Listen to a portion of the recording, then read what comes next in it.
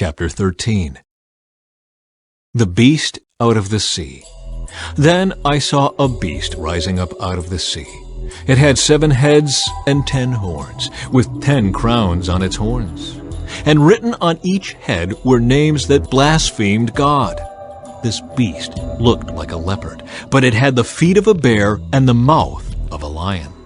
And the dragon gave the beast his own power and throne and great authority. I saw that one of the heads of the beast seemed wounded beyond recovery, but the fatal wound was healed. The whole world marveled at this miracle and gave allegiance to the beast. They worshipped the dragon for giving the beast such power, and they also worshipped the beast. "Who is as great as the beast?" they exclaimed. "Who is able to fight against him?" Then the beast was allowed to speak great blasphemies against God, and he was given authority to do whatever he wanted for 42 months. And he spoke terrible words of blasphemy against God, slandering his name and his dwelling, that is, those who dwell in heaven. And the beast was allowed to wage war against God's holy people and to conquer them, and he was given authority to rule over every tribe and people and language and nation. And all the people who belong to this world worshipped the beast. They are the ones whose names were not written in the book of life before the world was made, the book that belongs to the Lamb who was slaughtered. Anyone with ears to hear should listen and understand. Anyone who is destined for prison will be taken to prison. Anyone destined to die by the sword will die by the sword. This means that God's holy people must endure persecution patiently and remain faithful. The beast out of the earth. Then I saw another beast come up out of the earth. He had 2 horns like those of a lamb, but he spoke with the voice of a dragon. He exercised all the authority of the first beast, and he required all the earth and its people to worship the first beast, whose fatal wound had been healed. He did astounding miracles, even making fire flash down to earth from the sky while everyone was watching. And with all the miracles he was allowed to perform on behalf of the first beast, he deceived all the people who belonged to the world. He ordered the people to make a great statue of the first beast, who was fatally wounded, and then came back to life. He was then permitted to give life to this statue so that it could speak. Then the statue of the beast commanded that anyone refusing to worship it must die. He required everyone, small and great, rich and poor, free and slave, to be given a mark on the right hand or on the forehead. And no one could buy or sell anything without that mark, which was either the name of the beast or the number representing his name. Wisdom is needed here. Let the one with understanding solve the meaning of the number of the beast, for it is the number of a man. His number is 666. Chapter 14. The Lamb and the 144,000.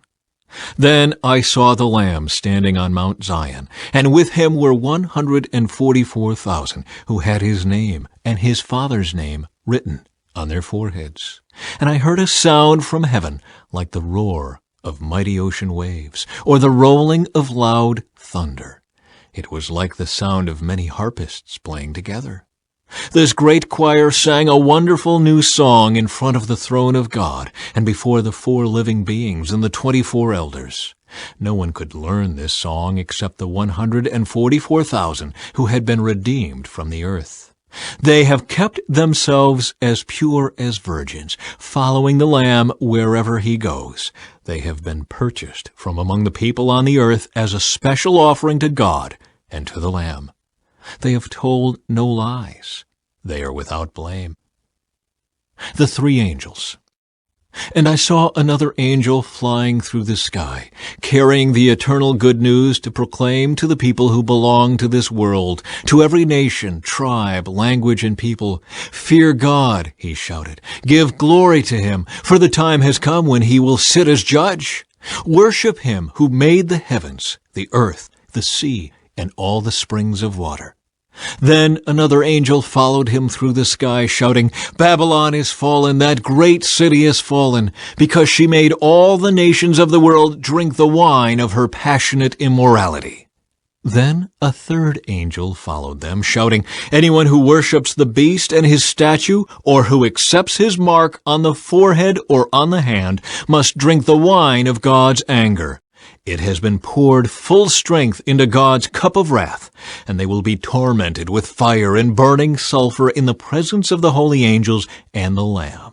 The smoke of their torment will rise forever and ever, and they will have no relief day or night, for they have worshipped the beast and his statue, and have accepted the mark of his name." This means that God's holy people must endure persecution patiently, obeying his commands and maintaining their faith in Jesus. And I heard a voice from heaven saying, "Write this down.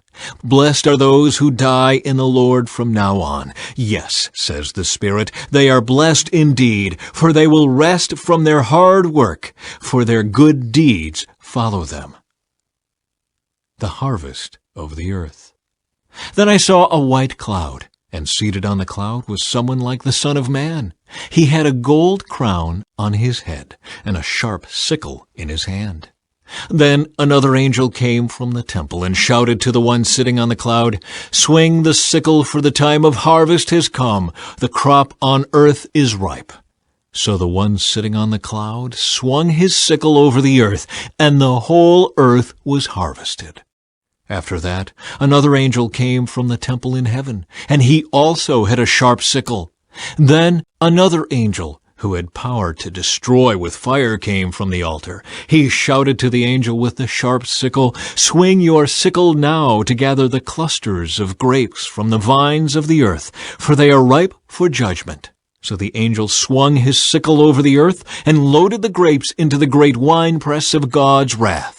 The grapes were trampled in the winepress outside the city, and blood flowed from the winepress in a stream about 180 miles long, and as high as a horse's bridle. Chapter 15. The Song of Moses and of the Lamb. Then I saw in heaven another marvelous event of great significance. 7 angels were holding the 7 last plagues, which would bring God's wrath to completion. I saw before me what seemed to be a glass sea mixed with fire, and on it stood all the people who had been victorious over the beast and his statue, and the number representing his name. They were all holding harps that God had given them, and they were singing the song of Moses, the servant of God, and the song of the Lamb. "Great and marvelous are your works, O Lord God the Almighty. Just and true are your ways, O King of the nations. Who will not fear you, Lord, and glorify your name? For you alone are holy. All nations will come and worship before you, for your righteous deeds have been revealed." The 7 bowls of the 7 plagues. Then I looked and saw that the temple in heaven, God's tabernacle, was thrown wide open. The 7 angels who were holding the 7 plagues came out of the temple. They were clothed in spotless white linen, with gold sashes across their chests. Then one of the 4 living beings handed each of the 7 angels a gold bowl filled with the wrath of God, who lives forever and ever. The temple was filled with smoke from God's glory and power. No one could enter the temple until the 7 angels had completed pouring out the 7 plagues.